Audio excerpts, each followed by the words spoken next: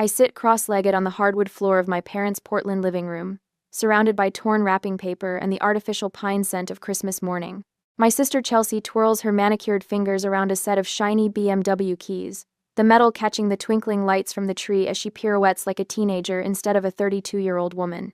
"I can't believe it," she squeals, bouncing on her toes. "My own Beamer." Dad beams at her with unfiltered pride, Mom clasping her hands beneath her chin like she's witnessing a miracle. The car sits in the driveway, a glossy white testament to parental devotion, complete with an enormous red bow that probably cost more than what they spent on my entire Christmas. Meanwhile, I stare at the object in my lap, a plastic piggy bank, shaped like a cartoon character from a children's show I outgrew 25 years ago. The price tag they forgot to remove reads $1.99. "Open it," Mom urges, gesturing toward the small rubber stopper on the bottom. My fingers feel numb as I comply. 2 crisp $1 bills flutter out. "It's the start of your future home fund, honey," Dad announces with a dismissive wave. "You're always so responsible with money, not like some people." He winks at Chelsea, who pretends to look offended. The silence stretches like taffy between us until Mom fills it. Chelsea needs reliable transportation for her new graphic design clients. Those artsy types expect a certain image, you know. Chelsea drops onto the couch beside me, her expensive perfume clouding my senses. "Don't worry, sis. I'll drive you around whenever you need." She pats my knee with patronizing gentleness. "Your little Toyota must be on its last legs by now." The Toyota that carried me through 7 hours of mountain passes yesterday. The Toyota I paid off myself 3 years ago. The Toyota that's more reliable than any relationship in this room. I can't breathe. 34 years of moments just like this one crystallize in my mind with perfect clarity.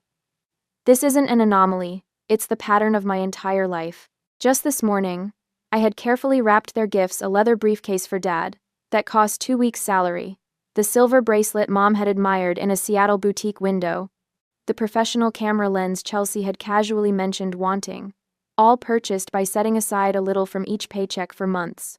I'd rehearsed my announcement during the entire drive down from Seattle. Senior structural engineer. The promotion I'd earned through nights and weekends of extra work, designing buildings that would stand for generations.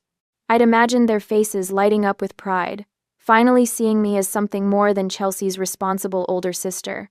Maybe this Christmas will finally be different, I'd whispered to myself at each rest stop, at each gas station, at each mile marker. My hands tremble as I place the piggy bank on the coffee table. The plastic makes a hollow sound against the glass. "Excuse me," I manage, my voice sounding like it belongs to someone else. "Bathroom." I don't run up the familiar stairs, past the wall of family photos where Chelsea's face dominates every frame. The bathroom door closes behind me with a soft click before I twist the lock. My reflection stares back at me, eyes too dry, face too composed. I press my palms against the cold marble counter, waiting for tears that won't come. The pressure builds in my chest instead, like concrete hardening around my lungs. People talk about heartbreak like it's abstract. It's not. I feel each chamber of my heart contracting painfully, blood struggling to push through narrowing vessels. My sternum aches like someone has pressed a knee against it. This is what dying feels like, I think. Not dramatic, just diminishing. The night stretches endlessly as I lie awake in my childhood bedroom, listening to Chelsea's laughter from downstairs as she and my parents plan her first road trip in the new car. At 2:17 a.m., I finally sit up. I pack quickly, taking only what matters: the faded, stuffed bear my grandmother gave me, the photo album from college, the small wooden box containing my first professional blueprint. The expensive gifts I've given them over the years stay where they are. They were never about gratitude anyway. The house is silent as I carry my suitcase down the stairs. My house key lies cold in my palm for a moment, before I place it on the kitchen counter beside the coffee maker that will brew in 3 hours. They have made their choice. Now I'm making mine. Streetlights blur into watery halos as I navigate empty highways. The dashboard clock reads 3:42 a.m., Christmas morning. My windshield wipers battle against thickening snow while Bing Crosby croons about white Christmases from the radio. I twist the volume knob until his voice fades to silence. "Have yourself a merry little Christmas," I whisper to the empty passenger seat, my voice breaking on "merry." The irony burns like acid. Through Portland's southern outskirts, my Toyota's heater struggles against the December chill. 7 years old with 200,000 miles, this car carried me through college, first jobs, promotions. It never complained about mountain passes or tight parking spots. Unlike the gleaming BMW sitting in my parents' driveway with its ridiculous red bow, my car earned its place in my life. Around 6, my phone buzzes against the center console. I glance down to see Mom's face lighting up the screen. Not, "Are you safe?" Or, "Please come home." Just, "Did you remember to pay the electric bill for the cabin before you left Seattle?" The cabin they bought for weekend getaways that Chelsea uses for Instagram photo shoots. A semi-truck passes, spraying slush across my windshield. For 3 terrifying seconds, I drive blind until the wipers clear enough space to see. My hands shake against the steering wheel as memories flood faster than the wipers can clear them away. 5th birthday. Chelsea's princess party with professional decorations, pony rides, and a 3-tier castle cake, 30 neighborhood kids in party hats. My celebration the following year: grocery store sheet cake, 2 friends from kindergarten, party supplies from the dollar bin. Your sister needs the social stimulation. Dad explained when I asked why. You're more independent. Independent. Their code for, you don't need us. High school graduation. Valedictorian. My carefully crafted speech about persistence and dreams. Empty seats in the family section because Chelsea's junior varsity soccer team had an away game. We'll watch the recording, Mom promised. The VHS tape sat unwrapped on my dresser until I left for college. Your sister needs the encouragement, Mom said. You always succeed without our help. Without help. Their code for, you're on your own. College years flash before me as highway signs count down miles to the California border. Working 25 hours weekly at the campus bookstore and cafeteria. Taking maximum course loads to graduate early. Stretching student loans and scholarships while Chelsea explored artistic inspiration across Europe on our parents' dime. Your sister needs to find herself. Dad insisted during one of our rare phone calls.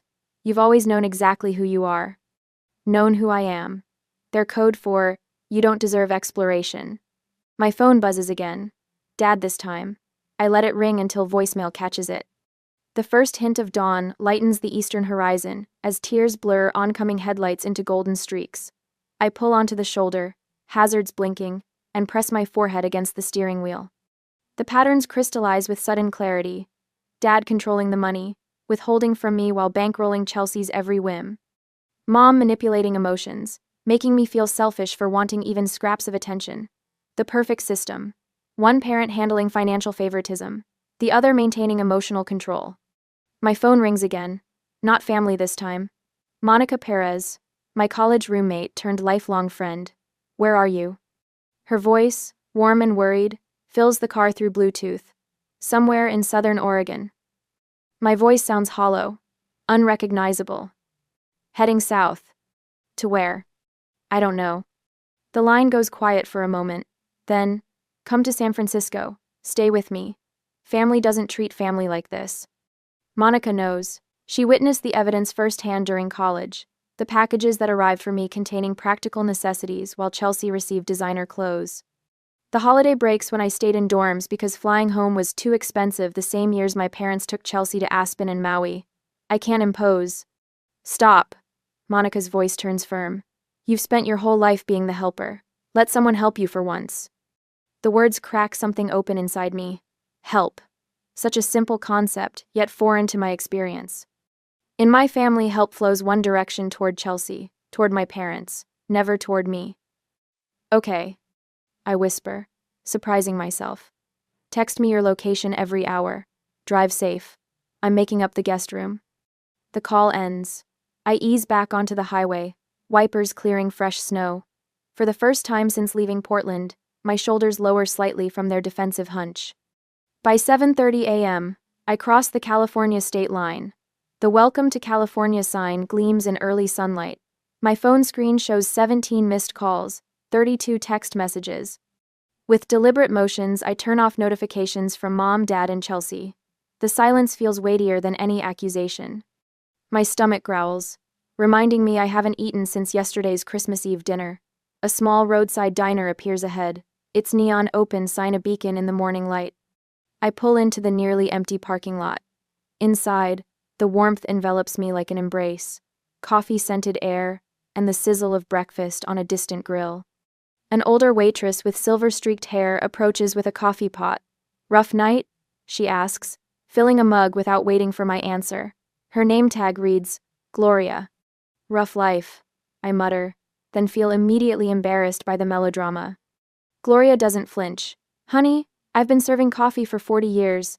I know heartbreak when I see it. Family or boyfriend?" "Family." She nods, sliding a menu toward me. "Blood makes you related. Love and respect make you family." Her weathered hand rests briefly on mine. "The special's good today. Comes with extra bacon."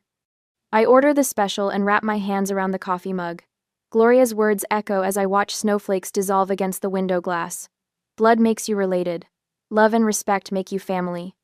For 34 years, I've been related to the Collins family. Perhaps it's time to find out what being part of a real family feels like. 3 weeks later, I am with my friend in San Francisco. My phone vibrates against the nightstand for the 13th time this morning. Dad's number. Again. I count to 10 before silencing it, adding his call to the growing cemetery of voicemails I refuse to resurrect. The first week, their messages held confusion. The second, concern. Now, in week 3, they've evolved into something darker: manipulation wrapped in parental authority. Iris Elizabeth Collins. Dad's latest voicemail thunders through the speaker when I finally check. "If you don't return this car immediately, I'll report it stolen. This childish behavior has gone on long enough." The Toyota. My Toyota. The one with my name on the title and 7 years of paid-off receipts. I crush the throw pillow against my stomach, swallowing the acid that rises in my throat. Mom's message follows. "The doctor says my blood pressure is dangerously high because of the stress you're causing. Is that what you want? For me to end up in the hospital because you're being selfish?" I delete them both without responding, though my finger hovers over the screen longer than I care to admit. My temporary sanctuary in Monica's spare bedroom feels both foreign and familiar. The walls are painted a soft terracotta that catches the morning light, warming the space in ways my Seattle apartment never did. On the dresser, my laptop displays an email I've rewritten 14 times. "Dear Mr. Sanderson." Dear Mr. Sanderson. I'm writing to formally request a transfer to the San Francisco office, effective immediately. My finger clicks send before I can reconsider. No family connections, no favors called in.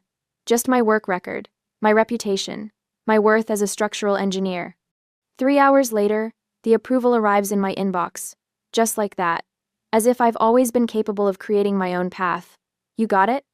Monica appears in the doorway, reading my expression. Her dark curls frame a face lined with genuine happiness for me. The concept still feels foreign, someone celebrating my accomplishments without making them about themselves. "I start Monday," I confirm. "Now I just need to find a place." "I start Monday." Monica grins. "Already called Andrea from book club. She manages apartments in Mission District. Rent control, safe building, 20-minute walk to your new office." "You didn't have to." "I wanted to." She cuts me off, dropping onto the bed beside me. "Friends help friends, no strings attached. Novel concept for you. I know." The words hit their mark. No strings, no obligations, no scorekeeping. The tears I've been holding back for 3 weeks threaten to break through. "I made you an appointment too," she adds, sliding a business card onto my laptop. "Dr. Levine, Tuesday at 4. The card reads, "Elaine Levine, PhD, Family Therapy." "I'm not crazy," I whisper. "No," Monica agrees. "But you've been carrying something heavy for a very long time. It might help to put it down somewhere safe." On Tuesday afternoon, the therapist's office smells like lemon furniture, polish, and old books. Dr. Levine wears reading glasses on a beaded chain and sensible shoes that make no sound on the carpet. She doesn't rush to fill silences, just waits while I struggle to form words that have never been spoken aloud. Favoritism? I finally say, the word hanging between us like a newly discovered planet. My entire life. "And how did that make you feel?" she asks. "Like I was worth exactly $2, I answer. Later that week, the apartment Andrea shows me is small, 650 square feet with a kitchenette barely wide enough for a refrigerator. But the windows face west, catching afternoon sunshine that spills across hardwood floors. It's mine by nightfall. I buy a futon, a lamp, and a small desk. Nothing more. The emptiness feels intentional rather than impoverished. Space to grow into. Monica drags me to a community center the following Saturday. Pottery class, she announces. You need something that isn't work or therapy. I protest until my hands sink into cool clay, feeling it yield and resist simultaneously. The instructor, a woman with silver hair and paint-spattered overalls, stands behind me. Don't force it, she murmurs. Listen to what it wants to become. My fingers tremble as they shape something from nothing. By class end, I've created a small, imperfect bowl with uneven edges. It's hideous and beautiful, and entirely mine. The first video call comes 4 weeks after Christmas. I answer on the third ring, steeling myself against the familiar surge of guilt their faces trigger. Where have you been? Dad demands immediately. His face fills the screen, red with indignation. Your mother has been worried sick. Behind him, Mom dabs at eyes that remain strategically dry. San Francisco, I answer calmly. I transferred offices. Without discussing it with us first? Mom interjects, pushing into frame. How could you be so inconsiderate? The old pull tugs at my chest, apologize, placate, make it right. But Dr. Levine's words echo. Your feelings are valid. Their reactions belong to them, not you. I needed space, I say instead. Space from what? Dad barks. From family? From responsibility? From growing up? From feeling invisible, I reply, surprised by the steadiness in my voice. From being valued less than Chelsea. From trying to earn love that should have been freely given. Mom's tears flow instantly, right on cue. How can you say such hurtful things? We've always loved you both the same. I'm not responsible for your feelings anymore, I tell her. The words feel like stones I've been carrying in my mouth for years, finally released. I'm responsible for mine. Dad slams his palm against the table. This conversation is over until you're ready to apologize. Then I guess we're done talking, I answer, and end the call. In days to come, the rumors reach me through LinkedIn messages and texts from former coworkers. According to family lore, I've had a mental breakdown. I'm living in squalor. I've joined a cult. Chelsea's Instagram shows her looking concerned in tastefully filtered photos, captioned with vague references to family heartbreak and praying for those struggling with mental health. My new coworkers know nothing of this narrative. They see only my work, the precision of my calculations, the innovation in my designs.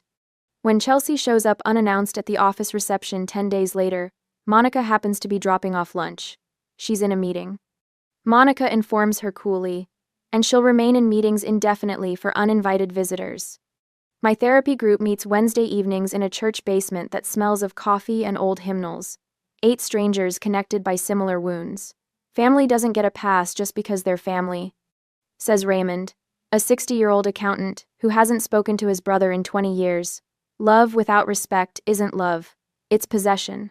So, the words settle in my chest like truth. 6 months after Christmas, my apartment has transformed. Pottery lines the windowsills, each piece more refined than the last. A proper bed has replaced the futon. The promotion to senior project manager came with a raise that ended any lingering financial anxiety. On my bookshelf sits the plastic piggy bank. I've filled it with crisp $2 bills, one for each week of freedom. Not as punishment, but as a reminder. Sometimes the smallest betrayals reveal the largest truths. The first holiday season approaches with both dread and relief. No presents to buy that won't be appreciated. No performances to maintain. No diminishment to endure. Just me in a space I've created, becoming someone I'm finally learning to value. Worth far more than $2. A month later, the ivory envelope sits on my kitchen counter like a landmine. 3 days it's been there, untouched. Cousin Vanessa's wedding invitation. My name in swooping calligraphy, Iris Collins. No, +1. Just me. Expected to return to the fold unaccompanied. So, what are you thinking, Doctor? Winters asks, her office chair creaking as she leans forward. I trace the edge of the armrest, counting the brass tacks one by one. I'm going. Her eyebrows rise slightly. That's a change from last week. On my terms, I add quickly. I've booked a room at the Hilton 4 blocks from the venue. Dad called twice, insisting I stay at their rental house with everyone. And what did you say? Nothing. I smile, remembering the satisfaction of letting his voicemail fill with increasingly desperate messages. The boundary is the message. 7 months of therapy has taught me the vocabulary of self-protection. 7 months after Christmas drove away. 7 months of rebuilding myself, one therapy session, one pottery class, one peaceful evening alone at a time. During the session, my phone buzzed. Chelsea. The third text today. Can't wait to see you next weekend. We need sister time before the wedding madness. I slide the phone back into my purse without responding. Dr. Winters notices. Your sister again? Suddenly we're best friends. I laugh, but it comes out hollow. She never texted this much when we lived in the same city. What do you think she wants? A ride from the airport. Money. The old Iris who carried her emotional baggage along with her actual luggage. I run my fingers across the fabric swatch on my lap, midnight blue silk for the dress I've commissioned. 3 fittings to ensure it hangs perfectly from my shoulders, skims my curves without apology. The color of power, not reconciliation. They've enlisted flying monkeys, I tell Dr. Winters. Uncle Pete called last night about how families need to stick together. Aunt Judith emailed about forgiveness being divine. Even Vanessa's fiancé sent a Facebook message. They're coordinating. And how does that make you feel? Before therapy, I would have said fine. Always fine. Instead, I trace the physical truth of my emotions. The tightness in my throat, the cold sweat along my hairline, the slight tremor in my fingers. Terrified. I admit. But also, ready. Later that evening, I spread the seating chart Vanessa accidentally included in a group email across my kitchen table. There I am, placed between my parents, directly across from Chelsea. The family tableau was restored. I reach for my phone. Vanessa, it's Iris. I have a small request about the seating arrangements. Friday arrives with San Francisco fog that burns away as my plane takes off. The clouds part somewhere over Oregon, revealing the landscape of my childhood. My heartbeat quickens as we begin our descent into Portland. The rehearsal dinner location glows golden against the twilight sky. I stand on the sidewalk, touching the smooth stone pendant Monica gave me before I left. Strength isn't about not feeling fear, she'd said. It's about feeling it and walking forward anyway. I straighten my shoulders and pull open the heavy wooden door. Conversations halt mid-sentence. Heads turn. My mother's hand flies to her throat. My father's drink pauses halfway to his lips. I've changed. The Iris who fled at Christmas was a shadow. This woman in tailored black pants, emerald silk blouse, and heels that announce each step with authority, is solid, present. The diamond studs in my ears catch the light as I scan the room, nodding acknowledgments without rushing toward anyone. Chelsea approaches first, arms outstretched, but something is different. The designer watch is gone. The highlights in her hair have grown out. Her smile seems strained rather than entitled.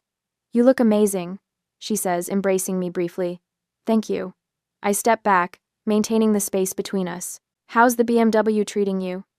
Her eyes dart away. I, had to trade it in. Got a Honda. More practical, you know?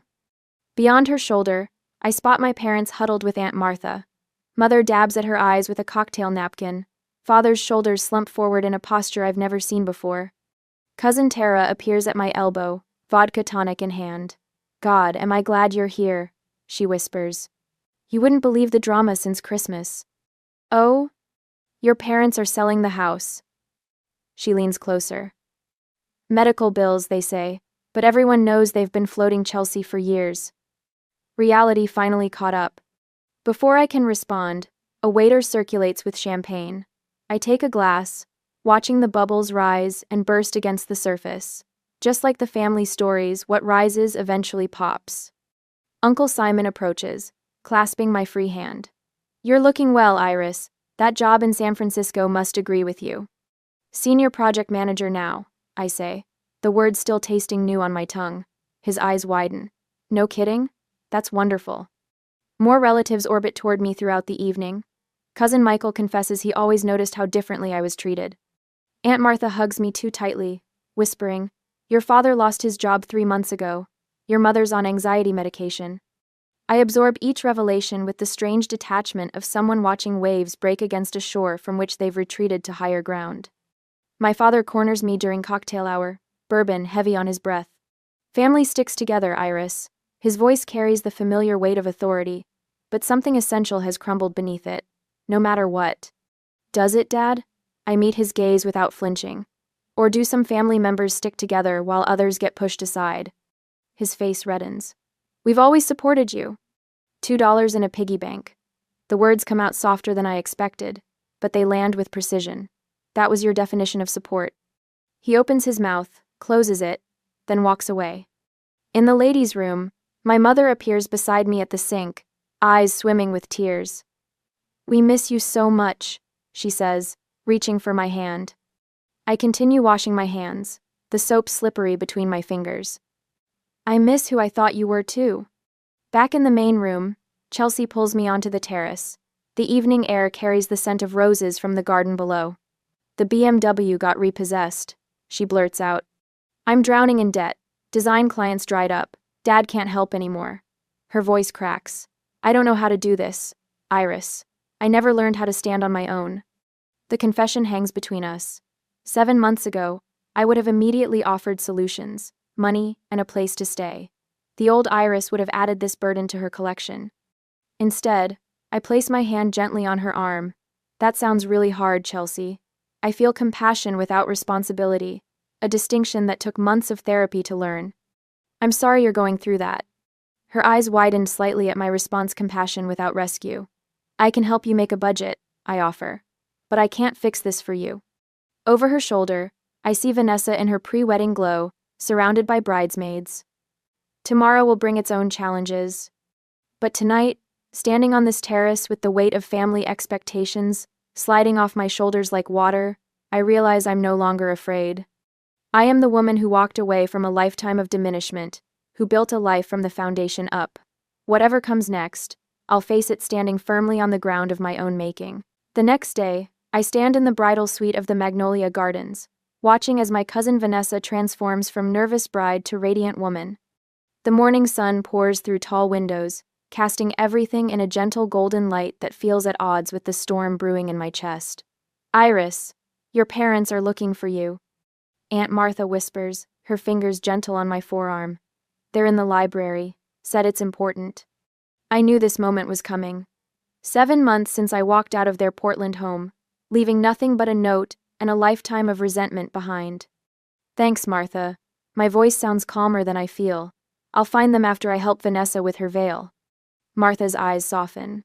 They mentioned something about a family emergency before the ceremony.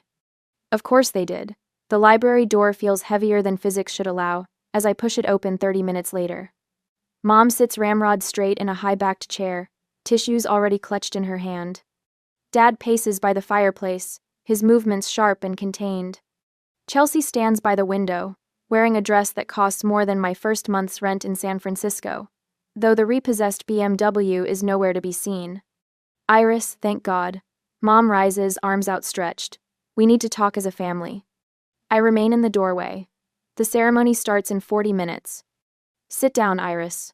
Dad gestures to the empty chair positioned to face all three of them. A staged intervention. This can't wait any longer. I close the door behind me but don't move toward the chair. I'm listening. Chelsea steps forward. Iris, this has gone far enough. Dad lost his job 3 months ago. The company downsized.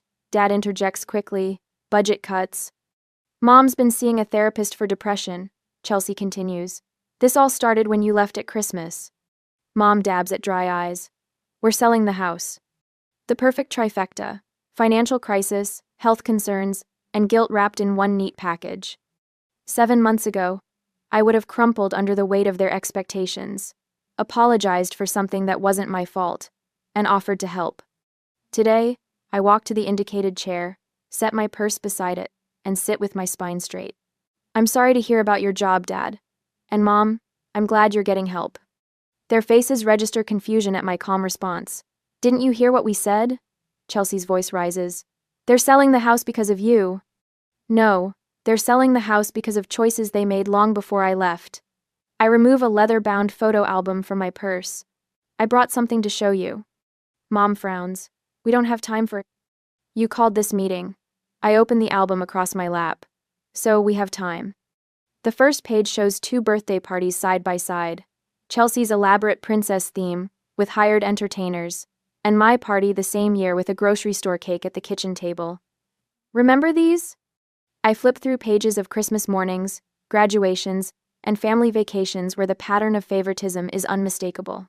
I spent months compiling evidence of what I always felt but couldn't prove. Dad's face flushes. This is ridiculous. We always treated you girls equally. I pull out a folder of bank statements. My student loans, $67,000 that I'm still paying. Chelsea's education, fully funded, including her year in Europe for art inspiration. Chelsea shifts uncomfortably. That's not fair. You chose engineering. That was your decision. It was my passion, I corrected her. Just like art was yours. The difference is, my passion wasn't considered worth investing in. Mom rises, hands trembling. We didn't have the money when you went to college. Things were different by the time Chelsea. I learned everything about your financial records years ago, Mom. I cut her off. Dad's promotion came when I was 16. The inheritance from Grandma arrived before my freshman year. You had the money. You chose not to spend it on me. The room grows uncomfortably quiet as I lay out birthday cards spanning 30 years. The messages to Chelsea overflow with effusive love. Mine contain practical advice and reminders to work hard. We always knew you'd be fine. Dad finally says, his defensiveness cracking. You were always so capable. There it is. The truth behind decades of disparity. Being capable doesn't mean I deserved less love. My voice remains steady even as heat builds behind my eyes. Being responsible didn't mean I should carry everyone else's burdens. Mom collapses into genuine, not manipulative tears. We never meant to hurt you. Intent doesn't erase impact. I reach into my purse one final time. The plastic piggy bank makes a hollow sound as I place it on the coffee table between us. Dad stares at it. What is this nonsense? I remove the rubber stopper. Dozens of crisp $2 bills spill out, unusual currency that catches the eye. I've saved a $2 bill for every week since Christmas. I explain. This isn't about money. It's about what you thought I was worth. Chelsea picks up one of the bills, turning it over in her manicured fingers. I never realized how it looked from your side. Her voice lacks its usual defensive edge. They never taught me to stand on my own. Outside the library, relatives pass by, their voices floating through the heavy door. In minutes, they'll gather to celebrate love and commitment, while our family confronts decades of its absence. I don't want apologies. I say, standing. I want change. I'll consider reconciliation under 2 conditions: family therapy and respect for my boundaries. Dad opens his mouth to argue, but Mom places her hand on his arm. We'll do it, she says, surprising us all. Whatever it takes. I gather my evidence and the piggy bank but leave its contents on the table. That's yours to keep. A reminder of what happens when you value one child over another. Walking toward the door, I pause with my hand on the knob. I need to take my seat for the ceremony. My friend Monica is saving me a place. As I step into the hallway, my back straight and heart lighter than it's been in months, I hear Chelsea whisper to our parents, "She's different now." She's right. The woman who left that Christmas morning carrying nothing but grief and resolution is gone. In her place stands someone who finally understands her own worth isn't measured by what others think she deserves, but by what she refuses to accept. On Christmas, the sunshine spills across the hardwood floors of my San Francisco apartment as friends gather around a table that actually belongs to me. The scent of rosemary and sage from the roasting turkey mingles with laughter, real laughter, not the strained kind that used to echo through my parents' house. To Iris, Monica raises her glass, her dark curls catching the light from the window.